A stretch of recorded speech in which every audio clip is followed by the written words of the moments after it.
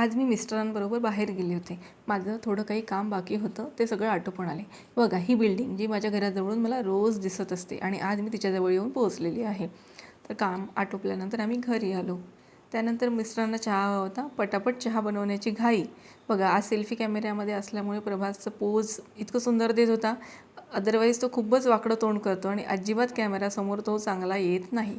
आता घरी असल्यावर खाणं तर होतंच, म्हणून त्याला खूप इच्छा असते. मग शेवयाची खीर बनवून दिली, कारण घरी असल्यावर त्याला काहीतरी चटरपटर खायला लागतं.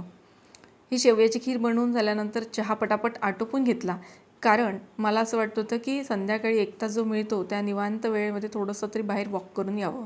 म्हणून छान चेंज करून वॉक करायची घाई माझी सुरू होती की पटकन हे घरातलं आटोपून बाहेर निघून जावं.